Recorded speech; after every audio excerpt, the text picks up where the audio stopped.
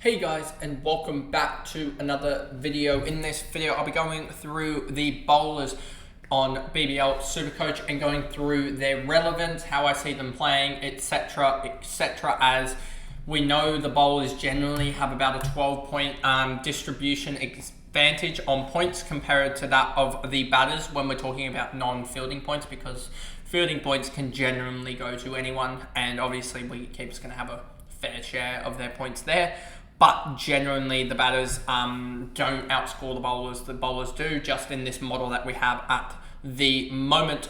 So therefore, bowlers are definitely, this probably is going to be one of the more popular videos alongside the DPP one that we'll get onto tomorrow as well. But anyway, let's just jump into this video here. So I'll be going through these straight bowlers as I did with the batters, and leaving the dual position players, that is the bowler and batter dual position players, in tomorrow's video here. I just want to quickly do a little bit of research. If I do this, does this put the batters? Okay, if I do that and that, does that leave any of them? Okay, it doesn't.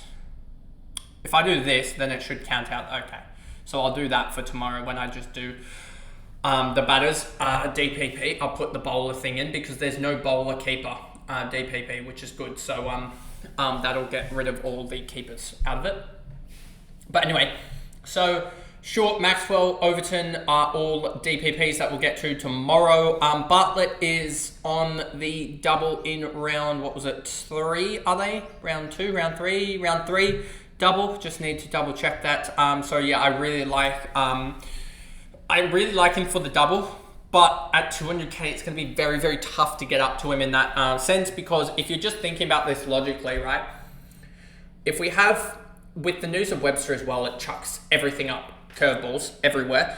If you have the Webster news, and say we had the squad that I had most of the time, say you had the, Short, Hardy, Webster, Curran, Edwards batting lineup.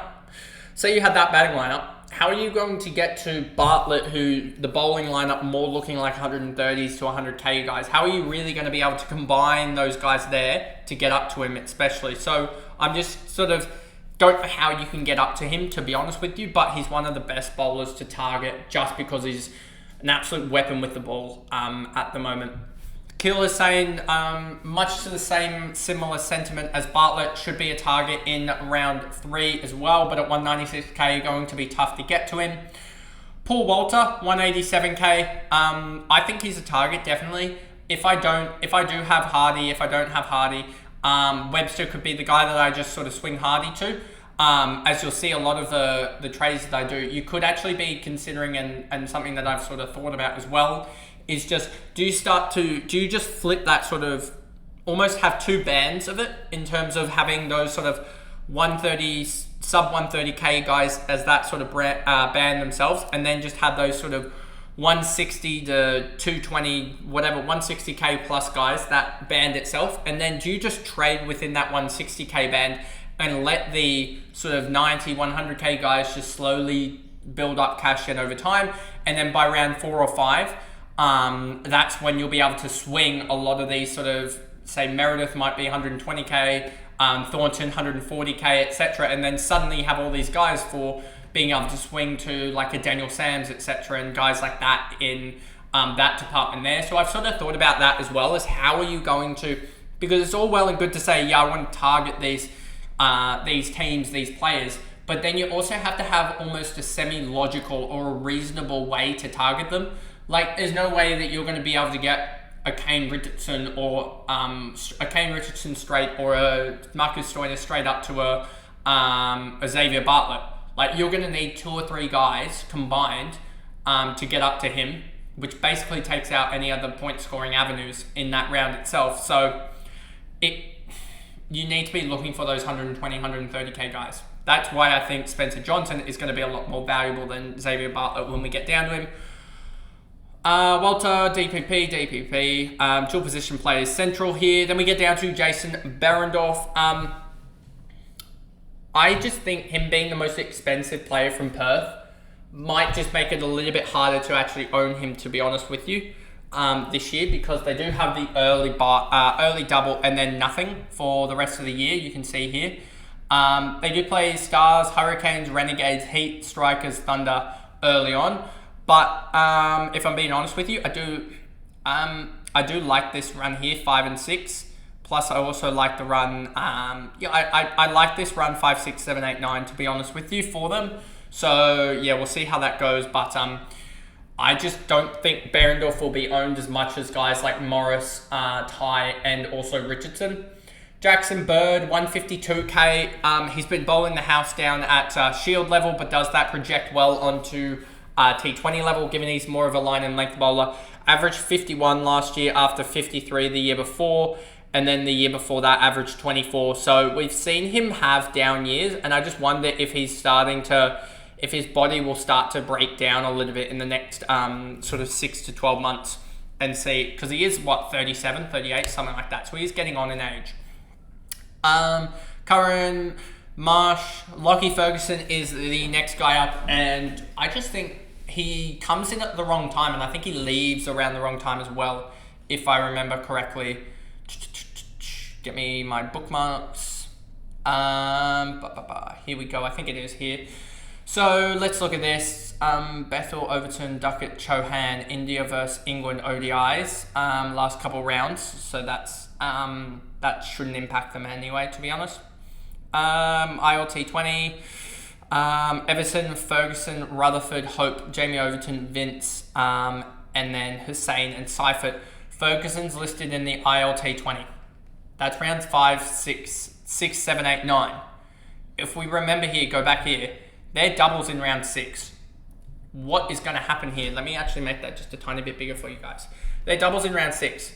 Is he really going to be valuable even in his double later on this year? Not even saying just to start with him, just in his double. Is he going to be valuable? I don't think so. So I think he's going to be a guy that everyone thinks about going, oh yeah, I like this pick, and then just end up nothingness, to be honest with you. Simple as that. Lance Morris, next guy. I think he will be one that might get selected by quite a few this year, given that he's done it in the past. He went 72 in 22-23, but aside from that, he hasn't really, he's been sort of a one-season wonder, to be honest with you. So, and we see in 23-24, he did average 50 on 8 games. So, maybe I think that's more so his average than the 72 that he got before. So we'll see how he goes playing on Optus Stadium first up against the Melbourne Stars, against probably going to be a weak Melbourne Stars outfit. So yeah, it'll be interesting to see how that goes there. But I just hazard a guess that him at 148k, I think it's better to save the cash and go down to a Ty or even a Jai Richardson, who are probably in better form, I would say, and also a better chance to bat more than Morris.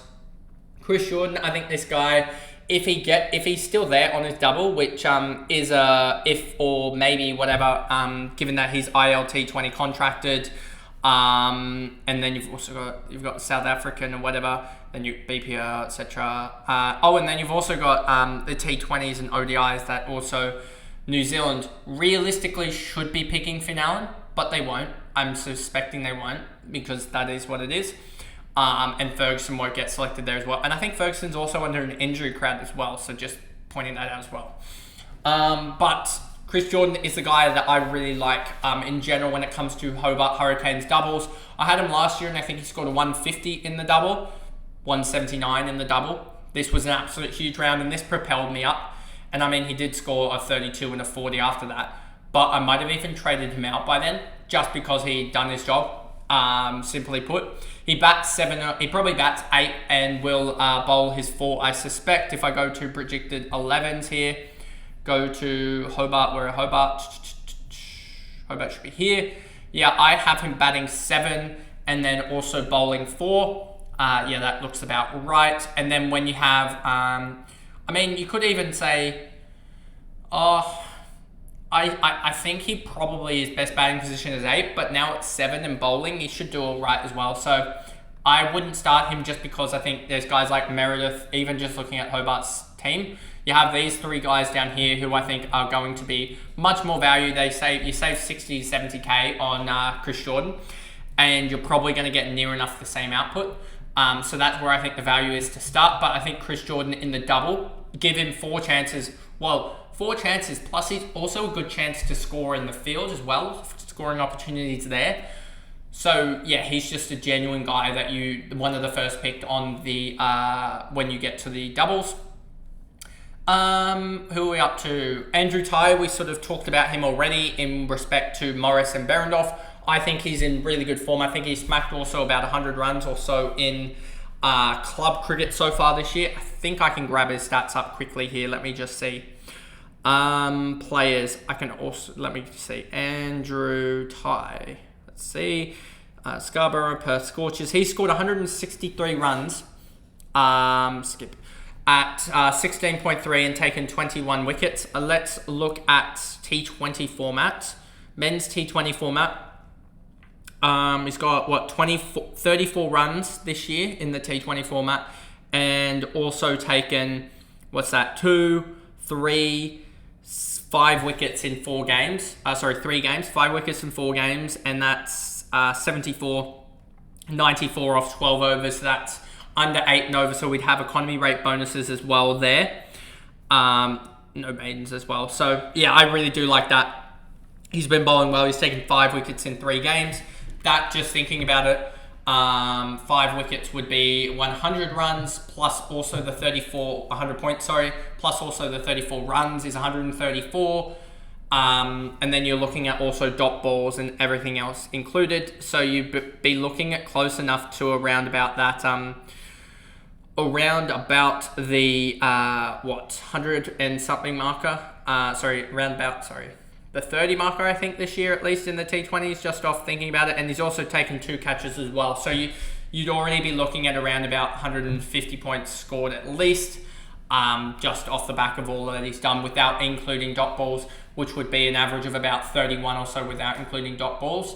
So yeah, I think he's a guy that will genuinely score really well for Perth. And I think you can just look at here that if we look at his stats here, you can see he does genuinely get a good little bit of dot balls and everything. So there's that as well. And if you take out one of his games, I think, if I just go back here quickly and look at it again, the bowling figures, he'd have a 20 economy rate bonus, and then also have a 5 economy rate bonus there. So he'd have 25 extra points, which is another 5 points per game. So already looking at it, I'm pretty sure he's sitting on about 179 points, which is roughly an average of 36 without including dot balls. And if he gets 10 dot balls per game, he would be sitting on 47 or so. So yeah, I'm really liking Andrew Ty for the double next week. For this game week 2, is, to be honest with you, if I have both Overton and Hardy, and I'm just looking at like thin out all the bowlers effectively, I'm liking the look of Andrew Ty as the guy to go up to from maybe a Fergus O'Neill and also someone dropping down to a cash cow, etc. That's sort of what I'm looking at. Koonman bowler only. I've had him before. I think I had him on the double last year for his double, and I don't think he performed terribly well. Round 7, he scored a 55, which wasn't his best. You can see in the triple, he scored 119, averaged 46 for the year.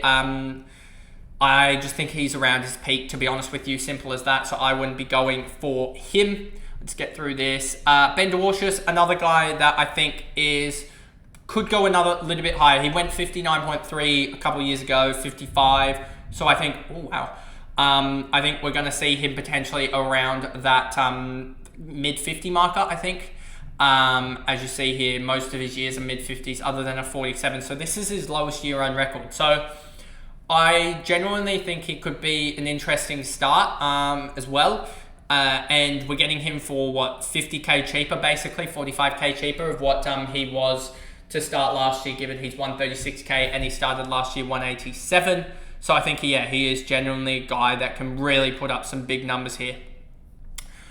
Jack Edwards, bowling all-rounder. Lloyd Pope, another bowler here, and I just don't like the look of this, to be honest with you, as I think they go Boyce, and when Fabian Allen gets there, I think Pope is the one to drop out, simply put.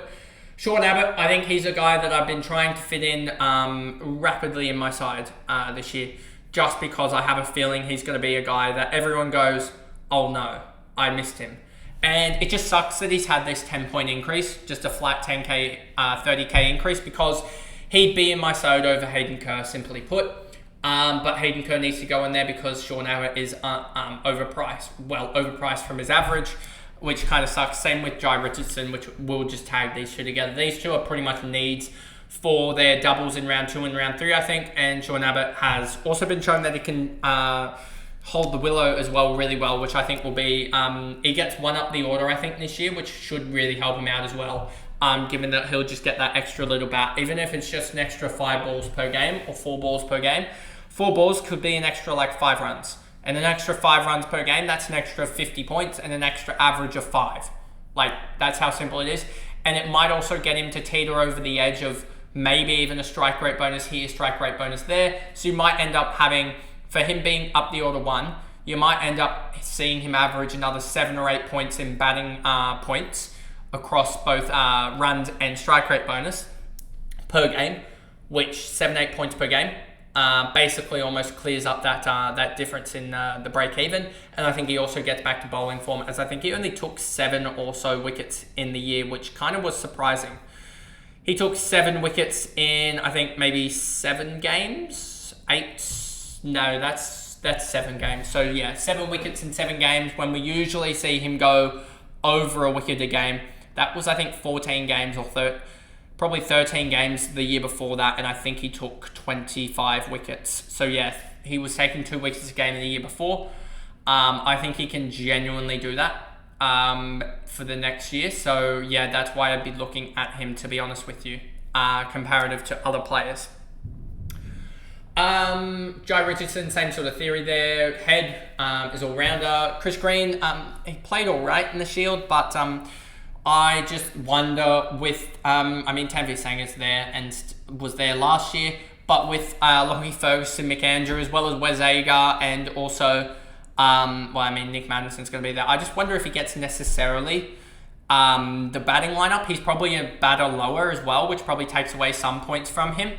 And I still think he'll be valuable just on the double, not to start, to be simple as that. I think he's basically at his price.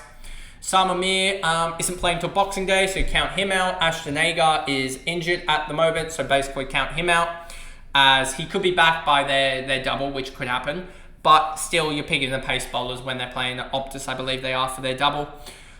Spencer Johnson, definitely a guy in round 3 I will look at. I don't know who he has in round 3, but yes, definitely a guy that I'll be looking at in terms of how he goes. Do they have his opponents, and they have the ground good. So in round 3 here, he plays Perth at Optus and Sydney at the Gabba. I actually really like this run here, not gonna lie. Perth at Optus Stadium is rough, but he's a pace bowler, so it should help him out. SCG Sydney at the Gabba, I think he does pretty well there.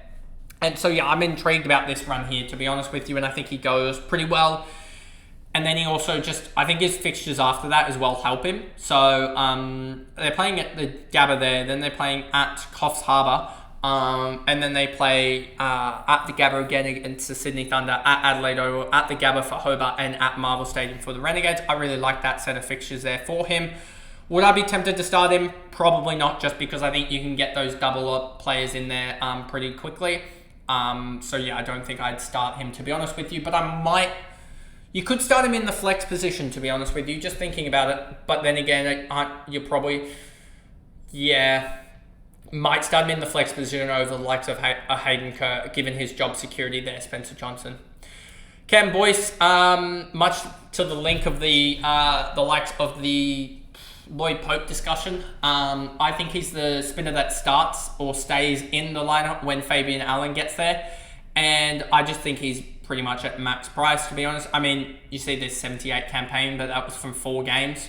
Then we see every other full campaign, he's near enough around that 40 marker, except for this 59 in 2018-19. But Cam Boyce is also 34 as well. So, it's just intriguing to see how he goes. But I just think he's had his last 4 or 5 campaigns have pretty much been in and around that 40 marker, to be honest with you. So I think that's where he sits, which is about on price. Connolly, Fabian Allen, Bethel are all rounders. Then we get to Rogers and Chauhan, sorry. Rogers had a massive down campaign, and it's just whether or not he bounces back at 117.5k. I just don't know, to be honest with you. We've seen in 21-22 he averaged 56, in 22-23 he averaged 59. So he's down somewhere around 17 to 20 points. To be honest with you, I just don't see him scoring that well, to be honest. If we look at how he scored his scored his points, he had 45 in runs that year, 40, and then also the year before that, he had 50 runs and a 25 strike rate bonus, and 19 wickets. So he had 19, 21, and then 8 wickets. So I just can't see him scoring that well and taking as many wickets as he was doing, to be honest with you. And we'll see how he goes. But I also don't like I think his run to start isn't the greatest from memory. He's got Sydney, Hobart, Perth, Sydney and Hobart in the first game. SCG, don't think that'll help him too much. Hobart at, is that GMHBA Stadium? That might be. And then he's got Perth at Marvel, and then in the double in the second week, being at NG Stadium, I think, and then also Marvel could help him out. But I just think he's one to fade this year or watch early on, especially because he also has that buy in round 3 that you probably got to get around. Chauhan here, 117.5. I just don't know if he plays, to be honest with you. I think he's a guy that we'll just have to wait and watch. I mean, we have the luxury of doing that, given that Sydney have the round 3 double and we can trade into him. But he definitely would be a trade target alongside Abbott, alongside Dwarshuis in round 3, unless you already have like a lot of Sixers players and then you're trading into like the Spencer Johnson and stuff like that. Tanveer Sangha, just not SuperCoach relevant because they don't play until round 6, the double. Nathan Ellis, probably a little bit unders, but not as dramatic as the likes of a Riley Meredith, I feel like. So, yeah, I feel like he's the guy that we can probably miss out on from Hobart, especially being he's like 30k almost more expensive than Meredith, and 30k can be put onto a bench player, effectively upgrading you're effectively with the price gap of upgrading a Sam Constas or something like that up to a Matt Renshaw. And that is just a massive win between Ellison and Meredith there. Swepson, 110k. I just don't like his value range at the moment, given that he priced at 37, averaged 23 the year before that, averaged 37 the year before that, averaged 54 the year before that, and then the year before that, 37 again. So he's averaged like 37 flat 3 times, and 34 the year before that, and 48. So he's definitely done better before. Like 37 isn't his peak, but it's more or less his like median, so might as well not pick him, to be honest with you. Fergus O'Neill, definitely a guy that I'm intrigued about because he bowls with the new rock and he can also hit the ball as well. So I think he bats, 7 or 8 for Melbourne Renegades. Here we go. I have him batting 9 actually, and Tom Rogers there, but Will Sutherland batting 7. Yeah, that'll be interesting to see this, to be honest with you, because also they could go if they go Gurinder Sandhu, he's batting 8, if not 7. If he bats 7, that would be very, very interesting. 7 and the opening of the bowling is basically the perfect slot for him. And I just think at 107.5k, he's priced at 36 and averaged 52 in his few games last year. That's already plus 16. I think he can go further than that. I think he can average 55, to be honest with you. He has the attributes to do that, being a heavy economy rate bonus and dot ball specialist. Hayden Kerr currently in my side, but will probably change to maybe even a Spencer Johnson just to even it out, as I don't know exactly what his role is, whereas Spencer Johnson is a lot more clear. So Hayden Kerr, I just don't know whether he might even bat 6 or 7 and then bowl 1 or 2 overs, which just isn't the greatest role, to be honest. I just want to see more so about how Mozzie Henriquez gets up, because if he starts bowling, I'm out on Hayden Kerr and I'm going to a Spencer Johnson. McAndrew, 101k, does he just make the side? It's McAndrew and Wezaga. I think McAndrew makes the side. Wezaga's battling with Hatcher and surrounding around what's happening with Lockie Ferguson, and that's why I'd probably be skipping on these two, given the uncertainty around it, plus also the fact that they don't play their double till late. Thornton, I think this is one of the easiest selections. I think he's going to be one of the highest owned by the end of it. 98.1k, and I think there's value there. I think there's 20 points of value quite easily, and 20 points of value is 60k. That's a huge amount of value. Matt Kelly probably just doesn't play, to be honest, simply with that, unless Jai Richardson goes down. Kane Richardson will play early and probably be the target for me to trade out of. He's got, I believe, is it Sydney and Sydney Sixers, and who else does he have?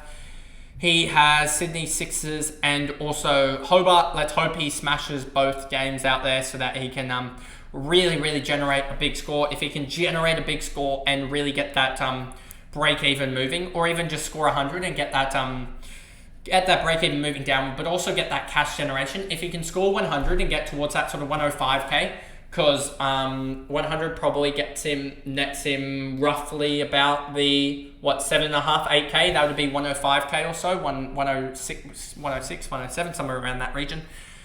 That would get him up there, and it would also help to really just put him and Stoinis together to get to someone big, like simply put there. Like get him and Stoinis up and get them to can you get them to the likes of a who am I thinking of, like a tie or something like that? Because I don't think I'll be going any more Adelaide players, given that I've got Overton, Short, Thornton, etc. I don't think there's any other Adelaide players that I really like, except for Fabian Allen, but I would like to watch him first, to be honest with you. Moses Henriquez is an all-rounder. Sandu, I doubt he gets much game time, to be honest with you. I think Melbourne need to sign a all-rounder to cover for Bethel and Sutho. Paddy Dooley, I just think that the likes of Bradley and Meredith is probably more value, to be honest with you. I think Paddy Dooley got found out a little bit. Richard Hussain is an all-rounder but not even playing. Brody Couch, just don't think he makes the 11, or if he does make the 11, I just don't rate the selection as much, to be honest with you, comparative to like Steckity or a Joel Paris. Boland, Stoinis. Boland, I think he sticks around with the Aussie squad a lot, to be honest with you. Stoinis is an all-rounder. Meredith, bowler, I really like this selection just because he's cheap as chips. Priced at 28, but he's averaged 45, 44, 43, 65 and 48. So his lowest campaign by, what did we say, about 14 to 15 points, and he is also 36 points off his highest campaign. So if he halves that and goes the difference, that's 27 points, and that's roughly about 80k of cash generation there. So huge cash generation potential with him, and he's just a guy that you can sort of stick on your bench, and you're basically, and the theory here is you're going to be going for Riley Meredith rather than like a Steckity or a not necessarily a Zamba, because you're going to go Zamba, but instead of like not Kane Richardson, she's going to go Kane Richardson. But instead of like those cheap batters, etc., like not Nick Manson, not that. Who else am I trying to think? Maybe like a Josh Brown or something like that, and just that's how you're going to create cash gen. Or even guys like Steckity as well, Paris to a certain extent, Hamish McKenzie. These guys that I don't have the best job security, you're going to choose him over them because he's going to generate cash over time and really be an asset, I think. Tom Murphy, 81.4k. Just don't know if he necessarily gets games, and I don't know if he's necessarily value given he's a better red ball bowler. Adam Zampa, 27 last year, was a little bit of a surprise after 42 the year before, 35.7, 53. So he's been up and down, but I still think he's a mid-40s guy. And given he's priced at 20, what did we say? 27 or so? 27.1, I think he's just value there, to be honest. Steckity, I don't know. I think I have him in their Melbourne side at the moment. But yeah, I just don't know what's the go with him, to be honest with you. I have Curran actually batting 8 here. That's probably not going to happen, given that Maxwell and Webster are touch and go. I think Curran maybe gets up to 7. You'll see probably Stoinis bat 3. I think Hilton Cartwright bat 4. Maybe even Sam Harper bat 5. And then maybe even Campbell Callaway comes into their side, just looking at it if both these two misses. But we'll see about that, how that goes. But yeah, I just don't know about Steckity, if he necessarily plays or not. They may go with an extra batter there, etc. Given that I have them having 1, 2, 3, 4, 5, 7. Oopsie, that's not what I wanted. Having 7 guys there, so 7 bowlers. I just wonder if they go with the extra batter over Steckity and shift everyone down the order a little bit there. But then again, Webster and Maxwell are massive doubts, to be honest with you. Hatzaglu, I just don't know if there's too much value. He sort of got found out. I think a lot of people played him as a sort of a pacer, to be honest with you. And his best year is a 42 anyway, and he's priced at like 20 something, 23, something like that. What's Paris priced at? He's priced at like 24, so there's like 8 points of value there. It's not as much as Riley Meredith, to be honest with you. Paris, I like this one early just because I feel like he had a down year last year, simply put, and I think there is him being on the double, plus also I think there is a lot more value there. He's playing at Optus Stadium, which is his home ground, so it should be really good conditions for him, to be honest with you.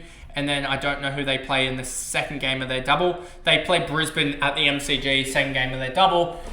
I just like this fixture run to start, to be honest with you. I also think that the Sixers and also Sydney Thunder could be valuable plays for him. He doesn't score necessarily well against the Thunder, but he's only played one game against them. But I definitely think him against the Scorchers could be a good play there at the faster track at Perth, as well as being his home ground for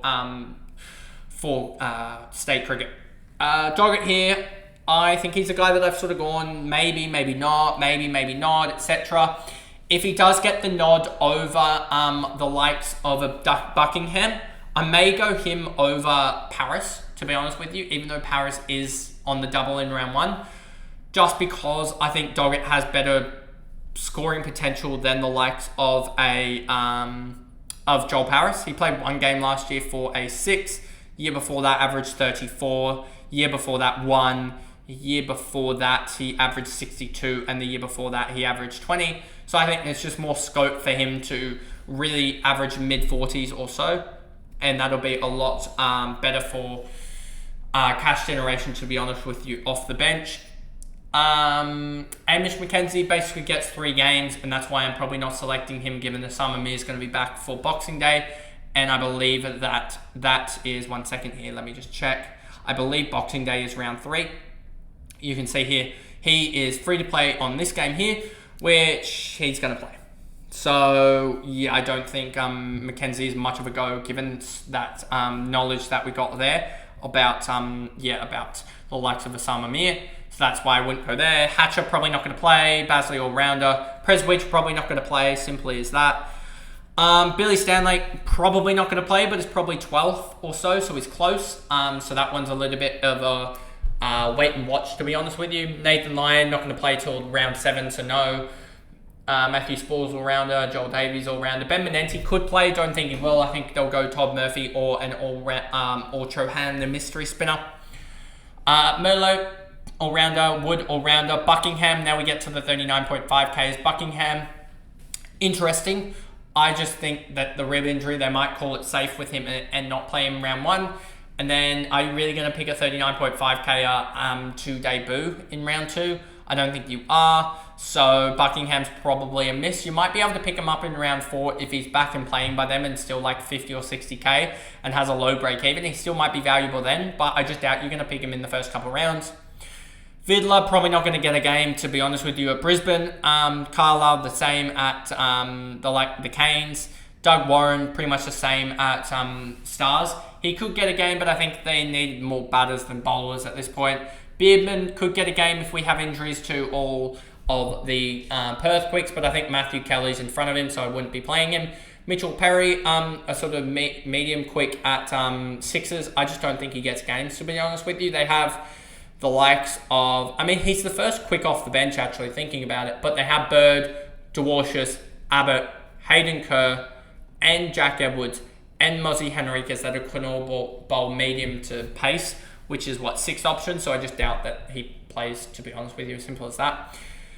And then Will Solzman is an all-rounder, and that's pretty much it for that. But anyway, that is the video there, going through all of the options for the bowlers. Obviously leaving out the all-rounders for tomorrow, but that's all the options for the bowlers. I hope you guys enjoyed. If you did so, remember to give me a like and subscribe if you're watching on YouTube. Turn the notification bell on so you know when I drop the DPP players tomorrow. And then also, if you're listening on Spotify, give me a follow and a rating over there so that you're notified when I give you more content when it goes live, etc. there. But anyway, if you want to hear my Twitter rants, etc. about everything, Follow me on KB Sports Fantasy. That's on Instagram and Twitter. And then also my personal Twitter is Kyburn35. So I'll see you guys in the next video tomorrow, the DPPs. Bye, guys.